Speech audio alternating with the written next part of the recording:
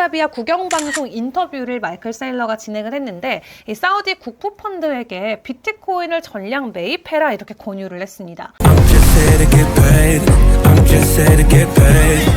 네, 여러분 안녕하세요. 5월 9일 파이어 시황 시작해 보겠습니다. 간밤에도 뉴욕 증시가 일제히 상승했습니다. 다만 장 막판에 약간의 하락세가 나오긴 했는데요. 그래도 나스닥 지수가 1% 넘게 올랐고 오늘 시장 안에 긍정적인 이슈들 덕분에 비트코인은 10만 달러 돌파에 성공을 했습니다. 자, 어제 저희가 방송 같이 하면서 과연 10만 달러 돌파해줄까 했는데 하루 만에 시원하게 10만 달러를 돌파해주는 모습이 나왔고요. 추가적인 상승이 이어지면서 비트코인 오늘 10만 3천 달러 선까지도 오르는 모습이 포착이 됐었습니다. 거의 10만 4천 달러 부근까지 갔다가 내려오고 있는 상황인데요. 왜 이렇게 시장이 긍정적으로 반응을 하고 주가 상승이 이어지고 있는지 그 이야기들 함께 풀어가 보도록 하겠습니다. 자, 오늘 시장에 긍정적이게 작용됐던 첫 번째 이유는 바로 미국과 영국의 첫 무역협정 체결 소식이었죠. 어제 저녁에 깜짝 발표를 트럼프 대통령이 했고요. 결론적으로만 말씀을 드리면 10%대 관세를 유지하겠다라고 합니다. 다만 품목별로 조금 다르긴 해요. 철강이나 알루미늄은 0%인 것도 있고 10만 대 영국산 차량에게는 10%의 관세를 매기는 등 좀 업종별로 산업별로 다르게 이 관세를 가져가는 거를 확인을 해볼 수가 있겠습니다. 일단 미국이 영국한테 10%의 관세를 매겨주는 대신 영국 같은 경우는 미국의 보잉사에 1,000억 달러의 추가적인 지출을 해줘야 된다거나 아니면 농업 쪽을 확실하게 열어줘서 미국이 더 적극적으로 들어올 수 있도록 기회를 준다든지 여러 가지 서로 원하는 것들을 잘 조율을 해서 결론적으로는 첫 무역협정에 성공한 그림으로 마무리가 됐습니다. 그와 함께 트럼프 대통령이 본인의 트루스 소셜을 통해서 이렇게 영국하고 관세 10% 해서 영수증처럼 이렇게 타리프 이 관세를 통한 변화에 대해서 좀 이야기를 적어놨습니다. 수출 같은 경우는 $5 billion 너치 오를 수 있다. 새로운 시장에 들어감과 함께 그리고 이 관세에 대한 이익 tariff revenue 같은 경우도 $6 billion의 수익이 예상이 된다. 이런 식으로 우리가 영국과 이 관세 협상을 통해서 체결을 함과 함께 미국에는 어떤 영향이 있는지에 대해서 쭉 자랑하듯이 글을 적어놨고요. 다만 이제 시장에서는 중요하게 보는 게 바로 중국과의 관세 조치가 되겠습니다. 이번 주 주말에 베센트 재무장관이 중국 쪽의 인사를 만나죠. 145%의 관세를 지금 매기고 있기 때문에 일단 이것보다 관세는 더 높아질 수는 없다라고 확실하게 확인을 해줬고 다만 중요한 건 이 협상에서 어떤 내용들이 오가냐에 따라서 트럼프 대통령이 자기 말로는 시진핑과 또 바로 전화할 수 있다 이렇게 이야기는 하더라고요. 근데 시진핑과 계속 통화를 하고 있니 만약에 이걸 지금 몇 주 동안 이야기를 하고 있는데 확인된 부분이 없어서 그냥 또 그런 발언인가 보다 해프닝 정도로 들으시는 분들도 많을 것 같고요. 일단 긍정적인 건 드디어 공식 석상을 통해서 이 양국이 만난다라는 이펙트가 되겠습니다. 다만 해당 자리를 통해서 바로 중국도 영국처럼 관세 10% 이렇게 해줄 것 같지는 않고 일단 만나는 것에 의미를 두고 양측이 서로 대화를 하겠다는 의지가 있다라는 점을 확인을 하는 단계다 이렇게 생각을 하고 저희도 접근을 해야 될 것 같습니다. 그리고 무엇보다도 주말은 이제 뉴욕 증시가 문을 닫는 시간이기 때문에 긍정적으로 분위기가 잘 마무리가 된다면 그 시장에 대한 유동성은 전부 다 코인 쪽으로 흘러 들어올 수밖에 없겠고요. 이미 10만 달러 돌파를 해줬지만 아마도 긍정적인 이슈가 나온다면 추가적인 가격 급등이 또 나오지 않을까 미리 예측을 좀 해볼 수가 있을 것 같아요. 그래서 협상과 관련해서 무역협정과 관련해서는 긍정적인 스탠스가 이어지고 있는 가운데 트럼프 대통령은 간밤에도 파월 의장에 대한 코멘트는 또 있진 않았습니다. 이 FOMC 회의 이후로 계속해서 금리 인하를 하지 않은 것을 놓고 불만의 말을 내놓고 있는 트럼프 대통령인데 간밤에도 영란은행이 금리를 인하시켰습니다. 그러면서 영국도 금리 인하하고 중국도 금리 인하하는데 왜 미국만 금리 인하를 안 하냐라고 이야기하면서 too late, 제롬 파월은 너무 늦다. 그러면서 바보다.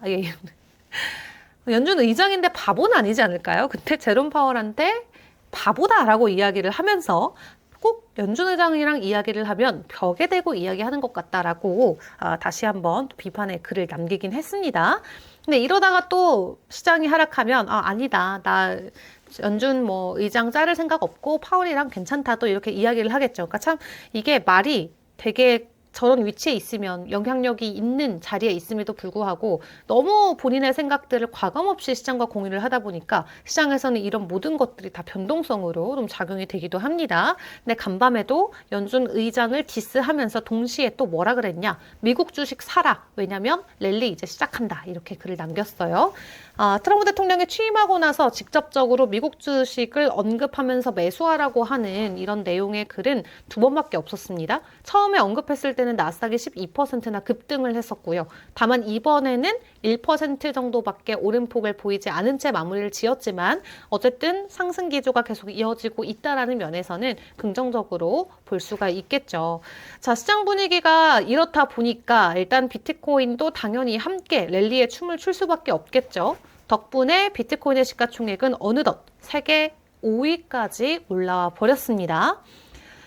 비트코인과 아마존, 알파벳 거의 시가총액이 비슷비슷하긴 합니다만 일단은 아마존을 간밤에 제치고 5위권까지 올라오게 됐는데 원래 1위가 금이고 2위가 한참 엔비디아 잘 나갈 때는 2위가 엔비디아였죠. 근데 지금 엔비디아가 4위까지 밀려왔고 비트코인과 엔비디아의 시가총액 차이도 이제 8천억 달러밖에 안 나요. 예전에는 2배 가까이 났었거든요. 근데 엔비디아가 지금 2조 8천억 달러, 비트코인이 2조 달러 선을 보이고 있습니다. 금과의 시총은 너무 넘사벽으로 차이가 나기 때문에 따라가기 좀 어려울 것 같지만 적어도 엔비디아, 애플, 마이크로소프트는 비트코인의 시가총액 면에서 추월하지 않을까 하는 기대감들은 나옵니다. 제가 봐도 3조 달러 정도까지는 충분히 갈 수 있지 않을까. 물론 미국 주식들이 같이 동반 상승을 하면은 그 격차가 계속해서 벌어질 수는 있겠습니다만 비트코인에 대한 가격, 가치, 이 전망 자체가 주식이랑 또 천지 차이이기 때문에 아마도 올해 마무리되기 전까지는 1위가 시총 금, 골드, 그리고 2위에는 우리가 비트코인의 이름을 보는 날이 오지 않을까 생각이 들기도 합니다. 그런 기대감을 갖고 계속해서 점검을 해보도록 할 텐데요. 이 마이클 세일러가 사우디 국부펀드에게 남긴 말도 굉장히 간밤 화제가 됐습니다. 사우디아라비아 국영방송 인터뷰를 마이클 세일러가 진행을 했는데 이 사우디 국부펀드에게 비트코인을 전량 매입해라 이렇게 권유를 했습니다. 이 비트코인 역사학자 피터 리쪼 같은 경우는 마이클 세일러의 사우디 국영방송과 인터뷰를 직접 공유를 했는데 이 마이클 세일러가 사우디 국부펀드가 얼마나 비트코인을 매입해야 하는지 묻는 질문에 모든 비트코인을 사라 이렇게 답변을 했습니다. 또 비트코인을 디지털 골드로 표현하면서 9,300억 달러를 운영하는 사우디 국부펀드가 이 자금을 비트코인에 투자하면 엄청난 수익을 얻을 수 있다라고 주장을 했는데요. 그러면서 만약 너가 너의 자산을 1000배 늘리고 싶으면 비트코인을 사라라고 이야기를 했습니다. 지금 국부펀드가 보유하고 있는 금액이 9,300억 달러라고 하니까 대략 1조 달러 정도, 비트코인의 시총이 2조 달러 조금 넘으니까 거의 비트코인의 절반을 가지고 있는 국부펀드에게 전량 비트코인을 매수해라 이렇게 이야기를 한 거죠. 여기에서 조금만 자금이 흘러들어오게 된다고 해도 비트코인의 가격 상승 충분히 기대를 해볼 수 있는 대목이 될 것 같고요.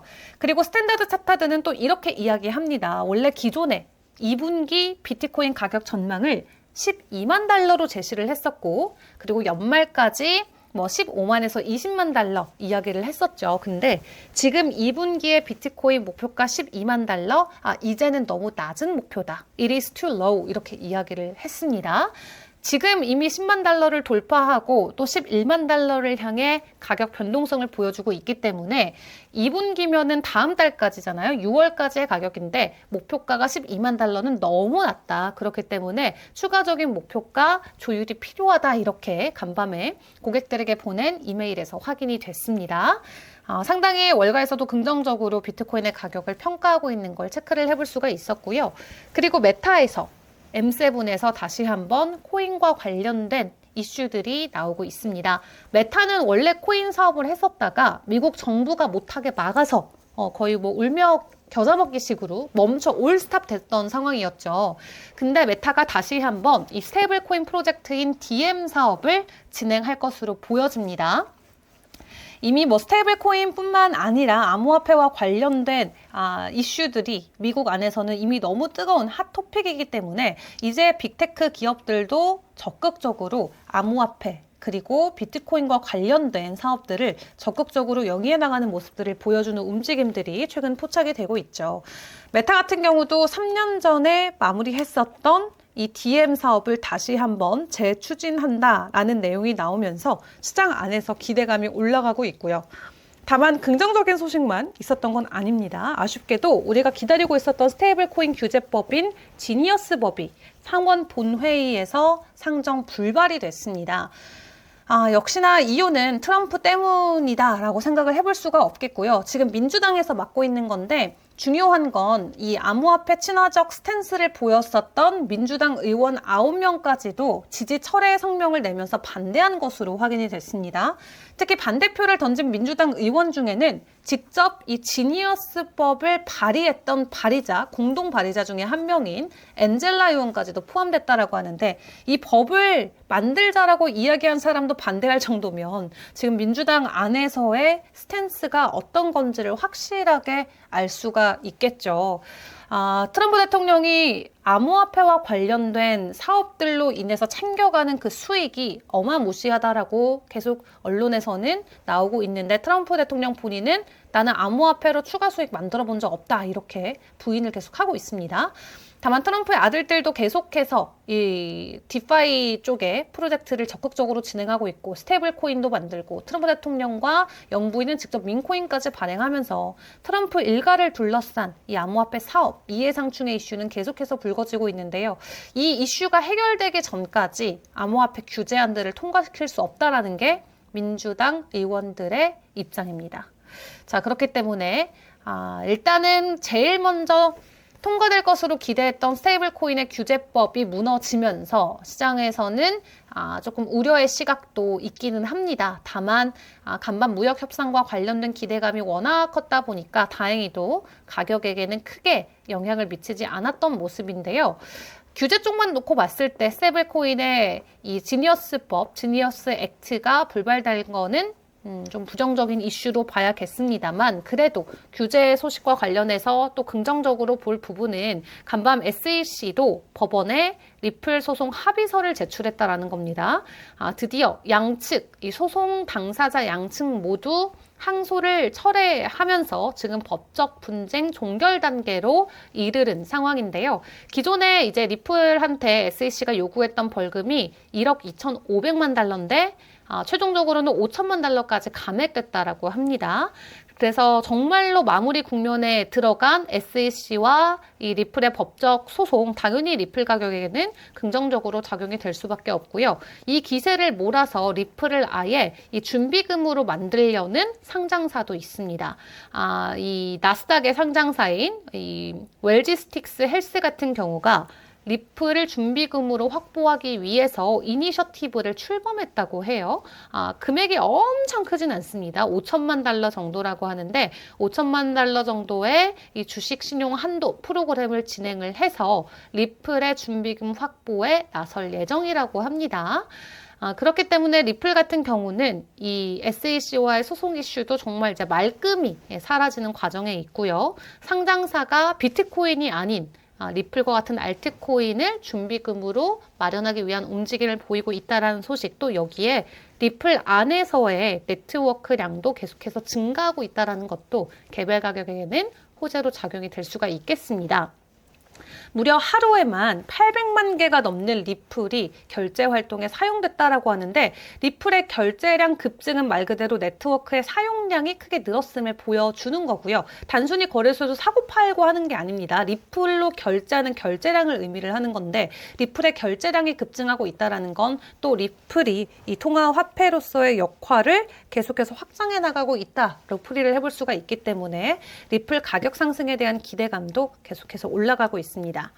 자, 장펑나우 CEO가 굉장히 아주 명료하고 간단하게 우리 시장을 대하는 태도에 대해서 글을 적어줘서 제가 들고 왔는데요.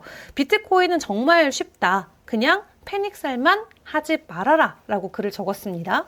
비트코인이 불과 얼마 전에 7만 달러까지 갔을 때 얼마나 많은 사람들이 이번 사이클은 끝났다, 사이클 종료다라고 하면서 비관적인 관점을 공유를 했었나요?